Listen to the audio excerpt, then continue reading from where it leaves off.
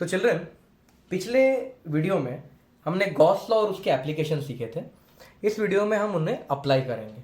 तो जो भी गॉस लॉ के एप्लीकेशंस थे उसके फॉर्मूलाज हम अप्लाई करेंगे।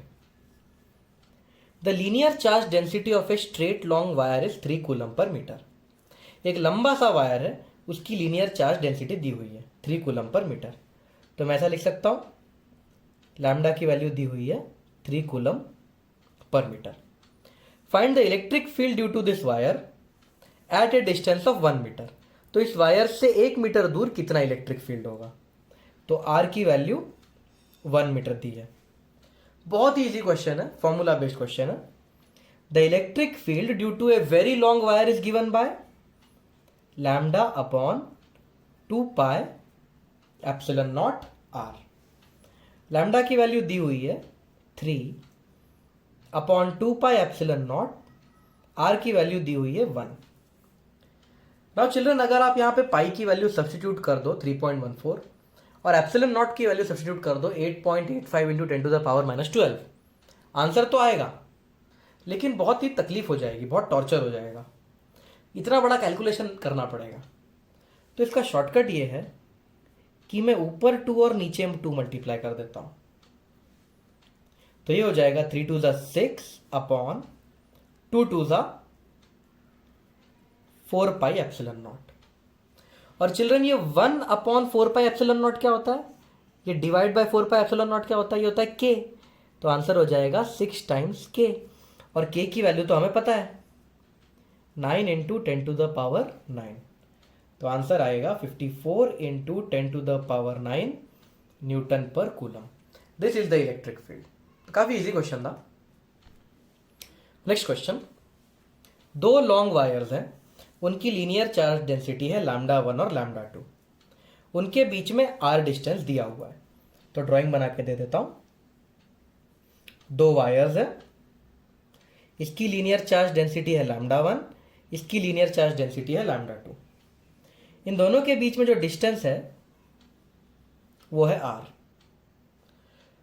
तो इन पे फोर्स पर यूनिट लेंथ कितना लगेगा, इन दोनों पे फोर्स पर यूनिट लेंथ कितना लगेगा। नाउ चिल्ड्रन, क्योंकि ये दोनों वायर्स लॉन्ग है, मैं क्या अज्यूम करूंगा, मैं अज्यूम करूंगा कि लैम्डा 1 इलेक्ट्रिक फील्ड बना रहा है।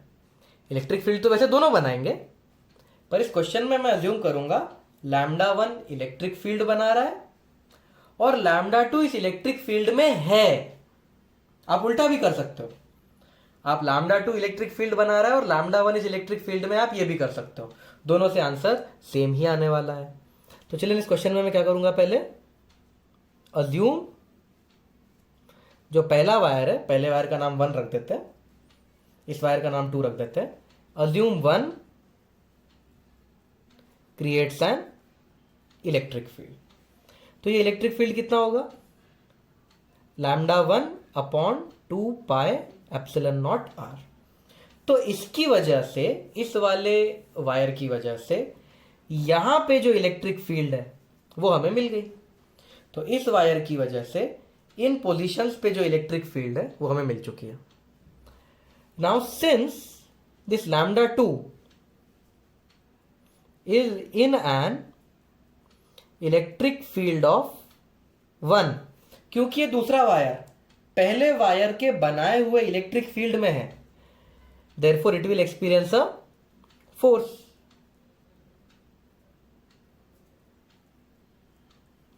तो ये वायर एक फोर्स एक्सपीरियंस करेगा, और ये फोर्स कितना होगा children, Q into E, where Q इसका चार्ज है। करेक्ट ना, ये तो डेफिनेशन है इलेक्ट्रिक फील्ड का। तो यहां पे इलेक्ट्रिक फील्ड E है, अगर यहां पे चार्ज Q हुआ तो इसके ऊपर फोर्स कितना लगेगा, Q इंटू ई। Q किसका, इसका। देयरफॉर जो फोर्स लगेगा वो होगा, E की वैल्यू पुट कर देता हूं, lambda 1 upon 2 pi epsilon nought R into ये जो Q है चिल्ड्रन, इसका वैल्यू कैसे निकालें। चिल्ड्रन, हमें पता है लैम्डा 2 क्या है, lambda 2 is charge per unit length. तो यहां से Q की क्या वैल्यू पता चली, Q हो जाएगा लैम्डा 2 इंटू एल। करेक्ट ना। लैम्डा टू क्या है, चार्ज पर यूनिट लेंथ, तो क्यू क्या हो जाएगा, लैम्डा टू इंटू एल। तो क्यू की जगह मैं पुट करूंगा लैम्डा टू इंटू एल, ये एल को यहां पे ले आते हैं, therefore force per unit length, L को यहां ले आएंगे तो फोर्स पर यूनिट लेंथ हो जाएगा ना, therefore force per unit length is lambda one lambda two upon 2 pi epsilon nought R. This is the answer, this is the force per unit length. तो इस क्वेश्चन में हमने क्या assume किया, इसी ने इलेक्ट्रिक फील्ड बनाया और ये चार्ज इलेक्ट्रिक फील्ड में प्रेजेंट है तो इसके ऊपर फोर्स लगेगा, फॉर्मूलेज डाल दिए, आंसर आ गया। जो अगला क्वेश्चन है चिल्ड्रन, कंसेप्चुअली बहुत ही ज्यादा इंपॉर्टेंट है। एक चार्ज क्यू है और उसे हमने एक कंडक्टिंग शीट पे डाल दिया है, उस कंडक्टिंग शीट का एरिया है ए। तो चिल्ड्रन मान लेते हैं ये कंडक्टिंग शीट है, ओके, ये एक कंडक्टिंग शीट है। शीट कुछ इस तरह की होती है, मैं आपको इसका ये वाला व्यू बता रहा हूं, ये वाला व्यू मैंने ड्रॉ किया है। शीट तो ऐसी फ्लैट होती है ना, तो ये कंडक्टिंग शीट है और मैंने आपको उस शीट का ये वाला व्यू ड्रॉ करके दिखाया है। तो ये रही शीट, इस पर हमने चार्ज क्यू डाला है और क्वेश्चन में लिखा ये जो चार्ज क्यू है ये दोनों साइड पे फैल गया है। तो मैंने यहां से चार्ज क्यू डाला और ये चार्ज क्यू यहां भी फैल गया और ये चार्ज क्यू यहां भी फैल गया है। तो इस सरफेस के पास कितना चार्ज आ जाएगा, Q/2, और इस सरफेस के पास Q/2, यानी कि इस सरफेस के पास Q/2 चार्ज है, इस सरफेस के पास Q/2 चार्ज है। अब इस सरफेस का भी एरिया A है तो ऑफ कोर्स इस सरफेस का एरिया भी A होगा। तो इस सरफेस का एरिया A है तो इस सरफेस का भी एरिया A ही होने वाला है। अब आपको पूछा है यहां पास के पॉइंट पे इलेक्ट्रिक फील्ड कितना है। तो चिल्ड्रन जब हमने फॉर्मूला पढ़ा था तो उस फॉर्मूला में हमने ये पढ़ा था कि अगर एक साइड, इसका नाम दे देता हूं मैं साइड 1 या फेस 1, इसका नाम दे देता हूं फेस 2, अगर मैं एक फेस लूं तो इलेक्ट्रिक फील्ड का वैल्यू हो जाएगा सिग्मा अपॉन 2 एप्सिलॉन नॉट। ये फॉर्मूला है, electric field due to a plate is sigma upon 2 epsilon not. तो ये जो फेस है ये भी पॉजिटिवली चार्ज्ड है, दूसरा फेस भी पॉजिटिवली चार्ज्ड है, तो इस फेस की वजह से यहां पे इलेक्ट्रिक फील्ड दूर भागेगा। So this is the electric field due to face 1। और इस फेस की वजह से भी यहां पे इलेक्ट्रिक फील्ड इस फेस से दूर भागेगा। तो this is the electric field due to face 2 of the plate. तो जो नेट इलेक्ट्रिक फील्ड होगा वो क्या हो जाएगा, electric field due to face 1 plus electric field due to face 2। Now what is the electric field due to a sheet, ये face मतलब sheets है ना, what is the electric field due to sheets, sigma of plate 1 upon 2 sigma upon 2 epsilon not. तो electric field of face 1 is sigma 1 upon 2 epsilon naught plus sigma 2 upon 2 epsilon not. तो ये हो जाएगा sigma 1 क्या है, sigma 1 है charge of plate 1 upon area of plate 1। Sigma मतलब surface charge density ना, सरफेस चार्ज डेंसिटी मतलब charge per unit area. Charge कितना है, Q/2, एरिया कितना है A, और नीचे 2 एप्सिलॉन नॉट है, प्लस सिग्मा 2 में चार्ज कितना है Q/2, एरिया A, और ये 2 एप्सिलॉन नॉट नीचे है। तो ये हो जाएगा Q/4A epsilon naught plus Q/4A epsilon not. तो इसका आंसर आएगा Q/2A epsilon not. This is the answer. अगला क्वेश्चन, चार्ज Q प्रेजेंट है वन ऑफ द फेसेस पे of a conducting metallic plate. तो एक कंडक्टिंग मेटालिक प्लेट है, उसके एक फेस पे चार्ज Q है और इस फेस का एरिया है A, इसे नाम दे देते हैं फेस 1 और इसे नाम दे देते हैं फेस 2। तो इसके एक फेस पे चार्ज है Q और एक फेस का एरिया है A। आपको यहां पे इलेक्ट्रिक फील्ड पूछा है।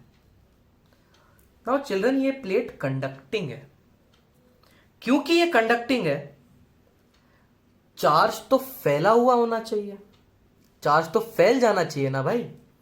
तो इसके एक फेस पे चार्ज Q है और यहाँ पे चार्ज फैल नहीं रहा है, इस फेस पे चार्ज क्यू ही है, जबकि चार्ज तो फैलना चाहिए। इसका मतलब ये है कि इसका जो दूसरा फेस है वहां पे भी चार्ज क्यू होगा ही होगा। कैसे पता चला यहां पे चार्ज क्यू होगा?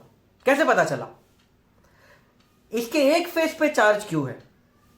क्यों भाई एक फेस पे चार्ज क्यों है? चार्ज तो फैलना चाहिए। ये चार्ज फैल क्यों नहीं रहा है? ये चार्ज फैल इसीलिए नहीं रहा है क्योंकि यहां पे दूसरा एक और क्यू होगा। अब थोड़ी फैलेगा, अगर दोनों जगह पे क्यू होंगे तो ये वाला चार्ज क्यों फैलेगा भाई? तो ये सिचुएशन है। तो इसका एक फेस पे चार्ज क्यू है, एरिया ए है, तो दूसरे फेस पे भी क्यू और ए होगा। तो इस वाले फेस की वजह से भी इलेक्ट्रिक फील्ड दूर भागेगा, इस वाले फेस की वजह से भी इलेक्ट्रिक फील्ड दूर भागेगा। तो जो नेट इलेक्ट्रिक फील्ड होगा वो होगा electric field due to 1 plus electric field due to 2। ये हो जाएगा sigma upon 2 epsilon naught plus sigma upon 2 epsilon naught of 1 and 2। तो इसका सिग्मा क्या है? क्यू बाय ए और नीचे 2 एप्सिलॉन नॉट है, प्लस इसका सिग्मा है क्यू बाय ए और नीचे 2 एप्सिलॉन नॉट है। तो इसको ऐड करोगे तो आंसर आएगा Q by A epsilon not. तो इसका आंसर आएगा Q by A epsilon not. तो इसके पास चार्ज क्यू है और ये फैल नहीं रहा है, ये इसी प्लेट पे है, कंडक्टिंग होने के बावजूद नहीं फैल रहा है, मतलब पक्का यहां पे भी क्यू होगा। तो इसमें ये जो दूसरे फेस की इंफॉर्मेशन थी ये हिडन थी। तो इस फेस की वजह से इलेक्ट्रिक फील्ड दूर भागेगा, इसकी वजह से इलेक्ट्रिक फील्ड दूर भागेगा, बाकी पूरा न्यूमेरिकल ऊपर वाले जैसा ही है। That's it. नेक्स्ट क्वेश्चन, दो स्पीयर्स दिए हैं, दोनों स्पीयर्स हॉलो हैं, यानी दोनों के अंदर चार्ज नहीं है, दोनों के सरफेस के ऊपर चार्ज है। तो ये एक हॉलो स्पीयर है और ये एक हॉलो स्पीयर है, एक के अंदर एक है, इसे कॉन्सेंट्रिक स्पीयर्स कहते हैं। अंदर वाले स्पीयर के पास चार्ज है Q1 और बाहर वाले स्पीयर के पास है चार्ज है Q2। अंदर वाले स्पीयर का रेडियस है R1 और बाहर वाले स्पीयर का रेडियस है R2। आपको इस पॉइंट A पे इलेक्ट्रिक फील्ड निकालना है। तो चिल्ड्रन, Q1 हॉलो स्पीयर है तो चार्ज कुछ इस तरह से होगा,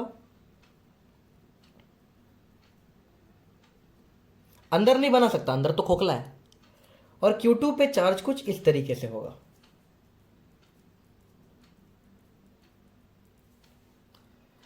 इस तरीके का डिस्ट्रीब्यूशन कंडक्टिंग स्पीयर्स में होता है।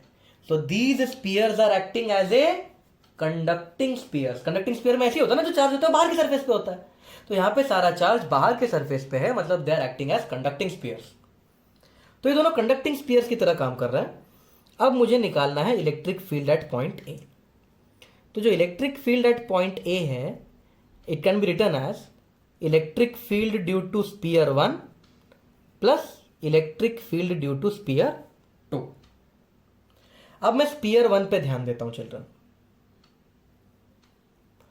पॉइंट ए, ध्यान से देखो, पॉइंट ए स्पीयर 1 के बाहर है।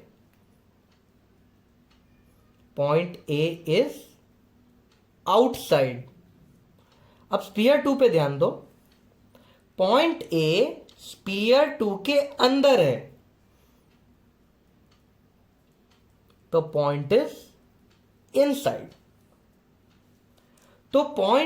तो जब electric field due to sphere 1 निकालेंगे तो हम इलेक्ट्रिक फील्ड आउटसाइड का फॉर्मूला लिखेंगे।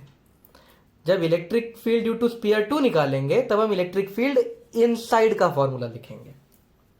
Now children, what is the electric field? अब अगर आपने पिछला वीडियो नहीं देखा होगा तो पिछले वीडियो में जो फॉर्मूला थे वो याद नहीं किए होंगे तो अब तकलीफ होने वाली है आपको। तो पिछले वीडियोस के जो भी फॉर्मूले थे अगर याद नहीं होंगे तो अब प्रॉब्लम होगी। आपको पिछला वीडियो ठीक से देखना चाहिए और वो फॉर्मूले अच्छे से याद करने चाहिए पहले तो। What is the electric field due to a conducting sphere outside the sphere? The electric field outside the sphere is K Q by छोटू आर स्क्वायर। ये मैंने फॉर्मूला लिखा है। Okay, what is the electric field inside a conducting sphere? 0। The electric field inside a conducting sphere is 0। तो E2 का value तो 0 हो गया और E1 के लिए ये फॉर्मूला लगेगा। So the electric field at point A is, के तो के होता है, क्यू मतलब स्पीयर 1 के ऊपर चार्ज कितना है भाई, स्पीयर 1 के ऊपर चार्ज Q1। आर मतलब रेडियस, आर मतलब रेडियस नहीं, छोटू आर है, छोटू आर मतलब डिस्टेंस फ्रॉम सेंटर, सेंटर से कितना डिस्टेंस है ए पॉइंट का, एक्स, तो यहां पे होगा एक्स स्क्वायर प्लस इसका आंसर तो 0 है। सो this is the electric field at point ए। अगला क्वेश्चन भी कुछ सिमिलर है। यहां पे 1 2 3 स्पीयर्स हैं, इनके चार्जेस Q1 Q2 और Q3 है, रेडियस R1 R2 और R3 है, और पॉइंट ए का डिस्टेंस x है। तो आपको पॉइंट ए पे इलेक्ट्रिक फील्ड निकालना है। सारे के सारे स्पीयर्स हॉलो हैं, हॉलो स्पीयर्स है मतलब चार्जेस सरफेस पे है, यानी इन्हें किन की तरह कंडक्ट किया जाए, किन की तरह कंसिडर किया जाएगा, किन की तरह कंसिडर किया जाएगा, कंडक्टिंग स्पीयर्स की तरह। तो the electric field at point A is electric field due to sphere 1 plus electric field due to sphere 2 plus electric field due to sphere 3। अब पॉइंट ए स्पीयर 1 के बाहर है तो यहां पे आउटसाइड का फॉर्मूला लगेगा, पॉइंट ए स्पीयर 2 के भी बाहर है तो यहां पे भी आउटसाइड का फॉर्मूला, और पॉइंट ए स्पीयर 3 के अंदर है तो यहां इनसाइड का फॉर्मूला लगेगा। तो what is the electric field outside, अब मैं फॉर्मूला लिख रहा हूं, के क्यू बाय छोटू आर स्क्वायर, छोटू आर स्क्वायर बड़े आर स्क्वायर में सावधान, electric field outside is K Q by छोटू आर स्क्वायर। तो ये मिल गया, ये भी आउटसाइड है तो इसमें भी यही फॉर्मूला लगेगा। What is the electric field inside a conducting hollow sphere, 0। Conducting word क्यों यूज कर रहे हो सर, अरे बेटा हॉलो लिखा है ना, हॉलो है मतलब क्या है, चार्ज किधर है, बाहर के सरफेस पे, बाहर के सरफेस पे कंडक्टर में होता है, नॉन कंडक्टर में होता है, कंडक्टर में होता है ना बाहर के सरफेस पे चार्ज, तो it is acting like conductor, hollow है मतलब कंडक्टर की तरह, कंडक्टर की तरह काम कर रहा है, इसीलिए electric field due to conducting sphere का फॉर्मूला लगाया है। फॉर्मूला याद करो अच्छे से नहीं तो पछताओगे। So the electric field eight is, अब इसके लिए निकालते हैं के, इसके लिए चार्ज है Q1 और यहां से लेके यहां तक डिस्टेंस है x, तो अपॉन एक्स स्क्वायर, आर की वैल्यू x है यहां पे, प्लस इसके लिए करते हैं अब के, इसका चार्ज है Q2 अपॉन इसके भी सेंटर से डिस्टेंस है x। तो the electric field at point ए हो जाएगा k by x square Q1 plus Q2। Children ये क्वेश्चन बहुत ही इंपॉर्टेंट है और इस क्वेश्चन से हम एक शॉर्टकट भी सीखेंगे। इस क्वेश्चन में लिखा है 2 अनचार्ज्ड हॉलो स्पीयर्स हैं और उन्हें कॉन्सेंट्रिक मैनर में अरेंज किया गया है कुछ इस तरीके से। तो ये है पहला स्पीयर और ये है दूसरा स्पीयर, कॉन्सेंट्रिक मैनर में उन्हें अरेंज कर दिया, यानी उनका सेंटर सेम है। अगर चार्ज Q दिया जाए इंटीरियर स्पीयर को, मतलब अब मैंने अंदर वाले स्पीयर को चार्ज Q दे दिया है, find the charge on inner and outer surface of outer sphere if spheres are conducting. यानी कि क्वेश्चन में लिखा है अगर ये चार्ज Q है तो यहां कितना चार्ज होगा इंटीरियर बड़े बाहर वाले स्पीयर के अंदर वाले सरफेस पे और बाहर वाले स्पीयर के बाहर वाले सरफेस पे। तो इस इंटीरियर सरफेस और एक्सटीरियर सरफेस पे कितने चार्जेस होंगे ये पूछा है। तो चिल्ड्रन शॉर्टकट से इसका आंसर तुरंत आ जाता है, पर मैं आपको पूरा प्रोसीजर करके दिखाऊंगा। ये कंडक्टिंग स्पीयर्स है, ये चार्ज Q है, तो यहां कितना चार्ज और यहां कितना चार्ज। तो सबसे पहले ये स्पीयर्स कंडक्टिंग है और इनकी कुछ तो थिकनेस होगी, कुछ तो थिकनेस होगी, जीरो थिकनेस तो हो नहीं सकती। तो चिल्ड्रन ये जो आउटर स्पीयर है उसकी मैं एक थिकनेस बना रहा हूं।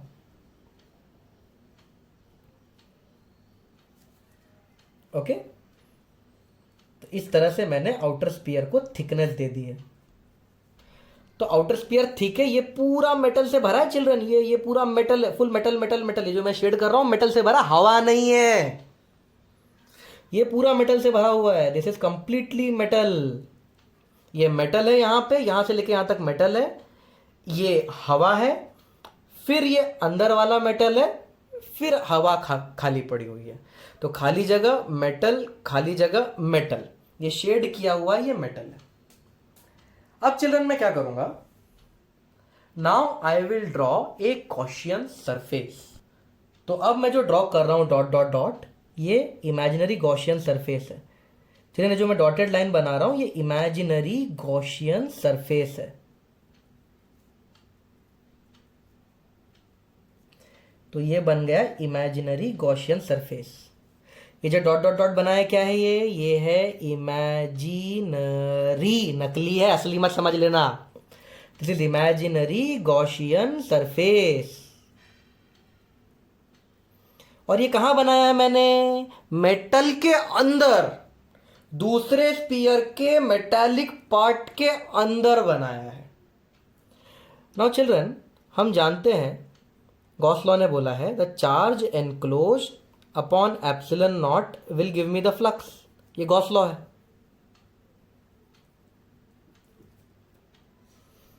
तो चिल्ड्रन फ्लक्स को मैं ऐसा लिख सकता हूं क्या, electric field into area. Cos theta नहीं लिख रहा हूं मैं, कॉस थीटा आपको लिखना तो आप लिख सकते हो यहां पे कॉस थीटा। अब चिल्ड्रन मुझे बताओ, ये जो गॉसियन सरफेस है यहां पे इलेक्ट्रिक फील्ड कितनी है, सोच के बताओ, बहुत दिमाग लगा के बताओ। इस गॉसियन सरफेस के इधर अंदर इलेक्ट्रिक फील्ड कितनी है। चिल्ड्रन आंसर है अंडा, 0। क्यों है अंडा भाई, किसी भी कंडक्टर के अंदर इलेक्ट्रिक फील्ड कितना होता है बताओ, किसी भी कंडक्टर के अंदर इलेक्ट्रिक फील्ड 0 होता है। तो इस वक्त हम कंडक्टर के अंदर हैं, तो यहां पे इलेक्ट्रिक फील्ड 0 है, तो ये 0 हो जाएगा। So 0 is equals to charge enclosed upon epsilon not. तो ये जो गॉसियन सरफेस है, ये जो चार्ज एनक्लोज करेगा वो ऐसा हो जाएगा, 0 इज इक्वल्स टू, ये एप्सिलॉन नॉट को इधर भेज सकते हैं। So this Gaussian surface is enclosing 0 charge. कितना चार्ज एनक्लोज कर रहा है Gaussian surface, 0 charge. But wait a second, इसको क्यू मान लेते हैं और इसको मान लेते हैं चार्ज इनसाइड। इस सरफेस पे, इस इंटीरियर सरफेस पे जो चार्ज जमा हुआ है वो चार्ज इनसाइड है। तो इस सरफेस पे चार्ज इनसाइड है, यहां पे चार्ज है क्यू, और ये है गॉसियन सरफेस। फिर से देखो, अच्छे से देखो, ध्यान से, आंखें फाड़ फाड़ के, ये है गॉसियन सरफेस, गॉसियन सरफेस है ये, और ये है आउटर स्पीयर का इनर सरफेस, और ये है इनर सरफेस का सरफेस, इनर स्पीयर का सरफेस। तो ये जो गॉसियन सरफेस है ये किसे एनक्लोज कर रहा है, गॉसियन सरफेस एनक्लोज कर रहा है क्यू और क्यू इन को। तो जो चार्ज एनक्लोज है वो है क्यू प्लस क्यू इन। तो therefore what is the charge in the inside portion, minus Q. तो अगर यहां पे चार्ज क्यू है तो यहां पे जो चार्ज आएगा वो होगा माइनस क्यू। तो चिल्ड्रन अगली बार इतनी मेहनत मत करना, अगली बार यहां क्यू देखा, यहां फट से माइनस क्यू डाल देना, बड़ा ही आसान है शॉर्टकट। यहां क्यू देखो तो यहां माइनस क्यू आ जाएगा बिकॉज ऑफ इंडक्शन, करेक्ट। अब चिल्ड्रन ये माइनस क्यू आया है, ओवरऑल आउटर स्पीयर तो न्यूट्रल था, ओवरऑल आउटर स्पीयर कैसा था, न्यूट्रल था ना। तो अगर यहां पे मैं माइनस क्यू चार्ज बना रहा हूं तो इसकी न्यूट्रलनेस तो खत्म हो गई भाई। क्या हम बाहर से कोई चार्ज लाए, नहीं लाए, यानी कि इसकी जो न्यूट्रलनेस है वो खत्म नहीं होनी चाहिए। इसका मतलब अगर स्पीयर के, आउटर स्पीयर के इनर सरफेस पे माइनस क्यू जमा हो गया है तो इसके आउटर सरफेस पे प्लस क्यू जमा होना चाहिए। क्यों, क्योंकि आउटर स्पीयर न्यूट्रल था। अगर वो पहले न्यूट्रल था तो बाद में भी न्यूट्रल होना चाहिए, क्योंकि आउटर स्पीयर पे हमने कोई चार्ज नहीं डाला है। लेकिन आउटर स्पीयर के अंदर माइनस क्यू जमा हो गया है तो आउटर स्पीयर के बाहर प्लस क्यू जमा हो जाएगा। तो the charge at the outer surface is plus Q. तो चिल्ड्रन अगली बार इतना मेहनत नहीं करोगे, अगली बार देखो फटाक से आप सॉल्व करोगे, अगली बार ऐसे सॉल्व करोगे। देखो ये Q है, तो यहां पे चार्ज कितना, Q की वजह से माइनस Q, और माइनस Q की वजह से प्लस Q, खत्म। इस तरीके के शॉर्टकट से करोगे तो फटाफट आंसर आएंगे। तो Q की वजह से माइनस Q यहाँ इंड्यूस हो जाएगा, माइनस Q की वजह से प्लस Q यहाँ पे इंड्यूस हो जाएगा, खत्म काम। दैट्स इट, इतना इजी क्वेश्चन है ये। लेकिन ये इसका पूरा प्रूफ दिया है मैंने कि क्यों यहां माइनस Q, क्यों यहां plus Q, why. So this is the reason, Gauss law is the reason. तो चिल्ड्रन अभी अभी हमने जो शॉर्टकट सीखा उसका इस्तेमाल करते हैं।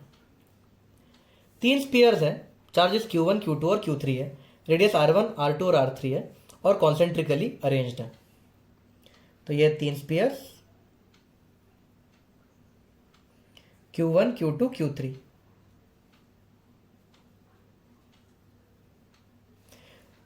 Q1, Q2, Q3 उनके इनिशियल चार्जेस है, शुरुआत में ये चार्ज उनके पास थे। ठीक है, हमें क्या पूछा है, find the surface charge density of the spheres after some time for outer surfaces. तो कुछ देर के बाद इनके जो आउटर सरफेसेस होंगे उनकी सरफेस चार्ज डेंसिटी क्या होगी। सारे के सारे स्पीयर्स कंडक्टिंग है। तो चिल्ड्रन क्वेश्चन सुनने में डिफिकल्ट लग रहा है पर इजी है। अब चिल्ड्रन क्योंकि ये चार्ज Q1 है तो यहां कितना जमा हो जाएगा, माइनस Q1। तो यहां कितना जमा हो जाएगा, प्लस Q1। अब यहां पे प्लस Q1 है तो यहां कितना जमा हो जाएगा, माइनस Q1। अब अगर यहां माइनस Q1 है तो यहां कितना जमा हो जाएगा, प्लस Q1। तो अंदर जो Q1 था उसकी वजह से minus Q1 plus Q1, minus Q1 plus Q1। और चलिए क्वेश्चन में लिखा होना चाहिए 3 spheres having initial charges Q1, Q2 and Q3 on the outer surface. तो ये Q1, Q2 और Q3 आउटर सरफेस पे थे। तो Q1, Q2 और Q3 आउटर सरफेस पे थे। इस Q1 की वजह से माइनस Q1, माइनस Q1 की वजह से प्लस Q1, प्लस Q1 की वजह से माइनस Q1, माइनस Q1 की वजह से प्लस Q1। अभी शॉर्टकट सीखा हमने। अब Q2 पे ध्यान देते हैं। अब चिल्ड्रन यहाँ पे Q2 है, तो अगर यहाँ पे Q2 है तो उसकी वजह से यहाँ कितना आ जाएगा, माइनस Q2। और अगर यहाँ माइनस Q2 आ गया है तो यहाँ कितना आ जाएगा, plus Q2। Now children question आएगा, सर आपने Q2 का अंदर की तरफ इंडक्शन क्यों नहीं करवाया, यहां माइनस Q2 क्यों नहीं आएगा। नहीं आएगा यहां माइनस Q2, क्यों नहीं आएगा, ये Q2 है, यहां माइनस Q2 नहीं आएगा। क्यों, क्योंकि बाहर के चार्जेस का इलेक्ट्रिक फील्ड अंदर की तरफ कितना होता है, अंडा। तो जो बाहर का चार्ज है Q3 वो यहां पे माइनस Q3 नहीं बना पाएगा।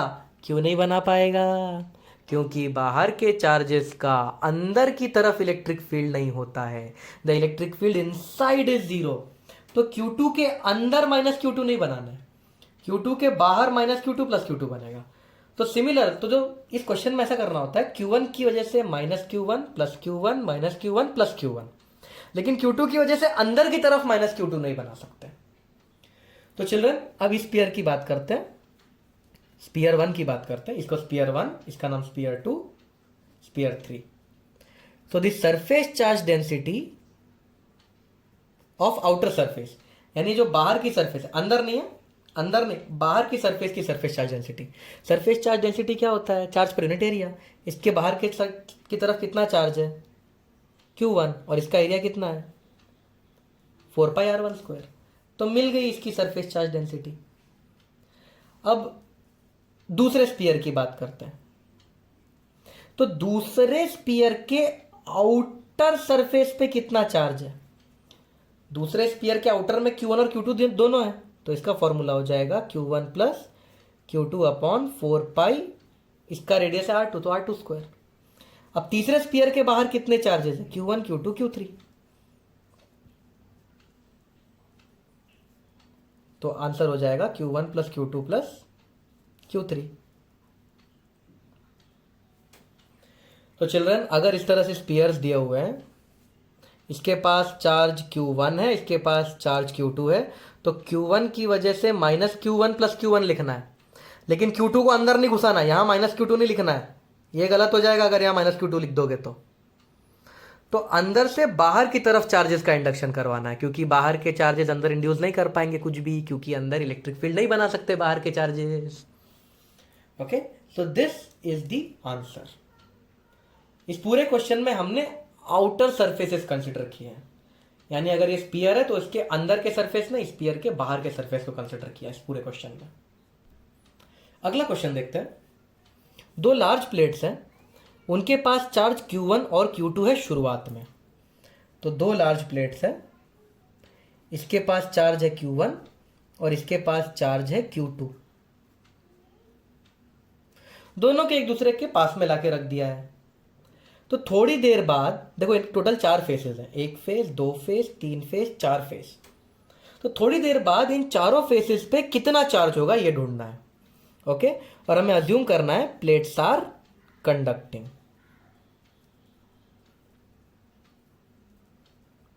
तो चलिए, बहुत आसान क्वेश्चन है। क्योंकि प्लेट कंडक्टिंग है, इसे अगर आप Q1 दोगे तो आधा चार्ज इस फेस पे और आधा चार्ज इस फेस पे आ जाएगा। तो इस फेस के पास चार्ज है Q1/2 और इस फेस के पास चार्ज है Q1/2। अब इसको अगर Q2 दोगे तो आधा इधर और आधा इधर चला जाएगा। तो चिल्ड्रन, ये फाइनल आंसर नहीं है, फाइनल आंसर कुछ और है। देखते हैं क्या है फाइनल आंसर। इस Q1 की वजह से यहां पे माइनस Q1/2 इंड्यूस हो जाएगा। यस, यहां पे Q1/2 है ना, तो यहां पे माइनस Q1/2 इंड्यूस होगा। क्योंकि यहां पे माइनस Q1/2 है, यहां पे भी प्लस Q1/2 इंड्यूस हो जाएगा। अब इसके लिए देखते हैं, इस Q2/2 की वजह से यहां पे माइनस Q2/2 इंड्यूस होगा, और इस माइनस Q2/2 की वजह से यहां पे प्लस Q2/2 इंड्यूस होगा। तो इस फेस पे कितना है, फेस नंबर 1 पे Q1 plus Q2 divide by 2। इस फेस पे कितना चार्ज है, Q1 minus Q2 divide by 2।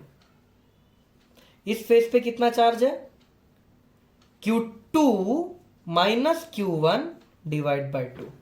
और इस फेस पे कितना चार्ज है, Q1 plus Q2 divide by 2। तो ये है चारों फेसेस के चारों फाइनल चार्जेस। तो यहाँ पे इंडक्शन की प्रॉपर्टी का इस्तेमाल करना है। Q1 की वजह से माइनस Q1/2 की वजह से माइनस Q1/2, माइनस Q1/2 की वजह से प्लस Q1/2। अगला क्वेश्चन चिल्ड्रन, इस बार 3 कंडक्टिंग प्लेट्स हैं। तो पहली कंडक्टिंग प्लेट, दूसरी कंडक्टिंग प्लेट, तीसरी कंडक्टिंग प्लेट। पहली को चार्ज दिया है 4 कूलम, दूसरे को 0 कूलम और तीसरे को -2 कूलम। तो थोड़ी देर बाद इनके हर एक फेस पे कितना चार्ज होगा। तो चलिए, अगर ये 4 कूलम है और एक कंडक्टिंग प्लेट है, तो इसके पास 2 कूलम जाएगा, इसके पास 2 कूलम। ये 0 है तो 0 0 लिखने की कोई जरूरत नहीं है। और अगर ये -2 कूलम है तो -1 यहाँ, -1 यहाँ। अब इस +2 की वजह से यहां पे आएगा -2 इंड्यूस हो जाएगा। इस -2 की वजह से यहां पे +2, इस +2 की वजह से यहां पे -2, इस -2 की वजह से यहां पे +2। तो ये जितना भी इंडक्शन कर सकता था वो सब हमने देख लिया। अब इस -1 को देखते हैं। इस -1 की वजह से यहां पे +1, इस +1 की वजह से यहां पे -1, -1 की वजह से यहां पे +1, +1 की वजह से -1। बस हो गया। तो इस फेस पे कितने चार्ज है, 1 कूलम, और इस फेस पे 3 कूलम। इस फेस पे -3, इस फेस पे 3, इस फेस पे -3 और इस फेस पे 1। चिल्ड्रन ध्यान से देखो, इन दोनों को ऐड करोगे ओरिजिनल 4 कूलम मिल जाएगा, इन दोनों को ऐड करोगे ओरिजिनल 0 मिल जाएगा, इन दोनों को ऐड करोगे -2 कूलम मिल जाएगा। यानी कि law of conservation of charge अच्छे से फॉलो हो रहा है। हम चार्ज को क्रिएट नहीं कर पा रहे, डिस्ट्रॉय नहीं कर पा रहे, बस चार्ज रीडिस्ट्रीब्यूट हो गया। देखो, टोटल पहले इसके पास 4 थे, अब भी 4 कूलम है। इसके पास 0 था, अब भी 0 कूलम है। इसके पास -2c था, अब भी -2 कूलम है।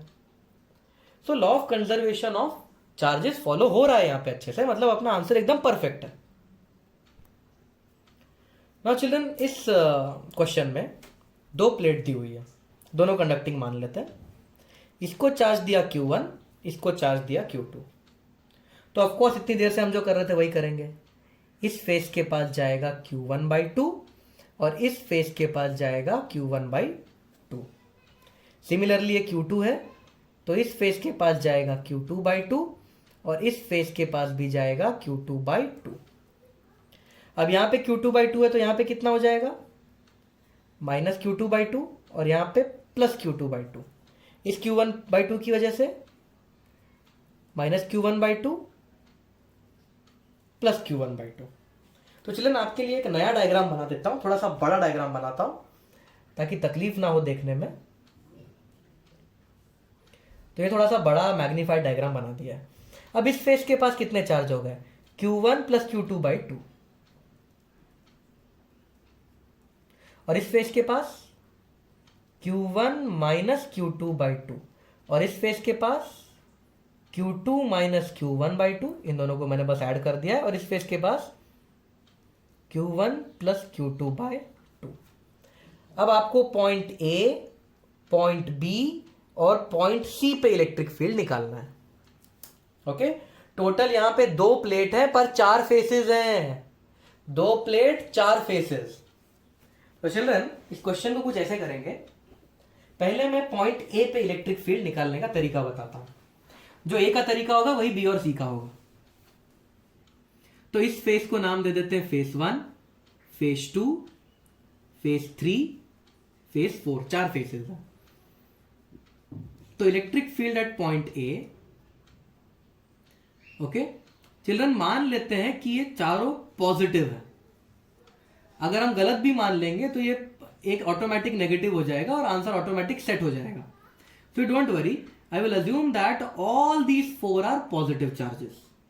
कोई तकलीफ नहीं चिल्ड्रन, अगर चारों को पॉजिटिव ले लिया तो कोई भी तकलीफ नहीं है। अगर अजम्पशन गलत भी हो गया तो ये पोलैरिटी Q1 - Q2 और Q2 - Q1 ऑटोमेटिक सब संभाल लेंगे। तो चिल्ड्रन, इसकी वजह से जो इलेक्ट्रिक फील्ड होगा इस फेस की वजह से वो कुछ ऐसा होगा। इसकी वजह से इलेक्ट्रिक फील्ड इससे दूर भागेगा। तो इसे मैं लिख देता हूं electric field due to plate 1, electric field due to plate 2। Plate 3 की वजह से जो इलेक्ट्रिक फील्ड होगा वो कुछ इधर भागेगा, प्लेट 3 से दूर।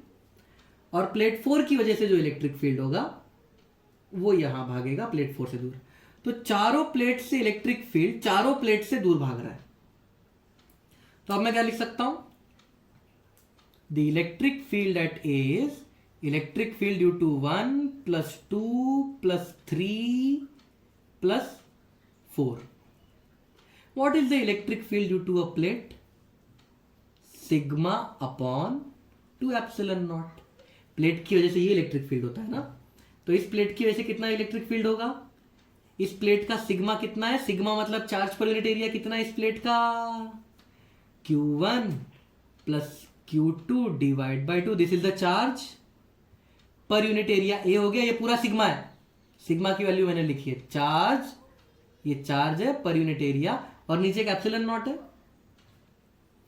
Plus electric field due to second plate. इसके पास कितना चार्ज है, Q1 - Q2 / 2a ε0, प्लस इसके पास कितना चार्ज है, Q2 - Q1 / 2a ε0, प्लस इसके पास कितना चार्ज है, Q1 + Q2 / 2a ε0। तो एक काम करता हूं चिल्ड्रन, मैं 1 / 2a ε0 बाहर ले लेता हूं। अंदर क्या बचेगा, Q1 + Q2 + Q1 - Q2 + Q2 - Q1 + Q1 + Q2। तो एक Q2 से एक Q2 गया, फिर -Q1 से +Q1 गया। तो ये बचेगा Q1 + Q1, Q1 + Q1 2Q1 + 2Q2। तो हो जाएगा 2 × Q1 + Q2 / 2a ε0। तो ये कट जाएगा। This is the electric field at A. अब चिल्ड्रन, अगर मुझे बी के लिए निकालना है तो देखो 1 की वजह से इलेक्ट्रिक फील्ड इधर भागेगा, 2 की वजह से इलेक्ट्रिक फील्ड इधर भागेगा, 3 की वजह से इलेक्ट्रिक फील्ड 3 से दूर भागेगा, मतलब यहां भागेगा, और 4 की वजह से इलेक्ट्रिक फील्ड 4 से दूर भागेगा। तो यहां पे नेट इलेक्ट्रिक फील्ड हो जाएगा E1 plus E2 minus E3 plus E4। तो B के लिए ये होगा, तो मैं आपको बस लिख देता हूं, आप पूरा सॉल्व करोगे, मैं आपको बस लिख के देता हूं। The net electric field eight B will be E1 plus E2 minus E3 minus E4। E1 E2 E3 E4 सबका वैल्यू यहां पे दिया हुआ है। अब C पे क्या होगा? C पे 1 से दूर भागेगा, 2 से भी दूर भागेगा, 3 से भी दूर भागेगा, 4 से भी दूर भागेगा। तो C पे चारों ऐड हो जाएंगे। तो C का आंसर यही है, electric field eight A and electric field eight C, दोनों का आंसर यही है। इलेक्ट्रिक फील्ड एट B आप कैलकुलेट करो, बहुत ही इंटरेस्टिंग आंसर आएगा। You calculate electric field eight B। Video pause करो और इलेक्ट्रिक फील्ड एट B को कैलकुलेट करके दिखाओ। तो चिल्ड्रन, इसे अगर आप सॉल्व करोगे तो आपको आंसर ये आना चाहिए, Q1 minus Q2 upon A epsilon not. Solve कीजिए, आपको ये आंसर आना चाहिए। तो A और C का ये आंसर है, B का ये आंसर है।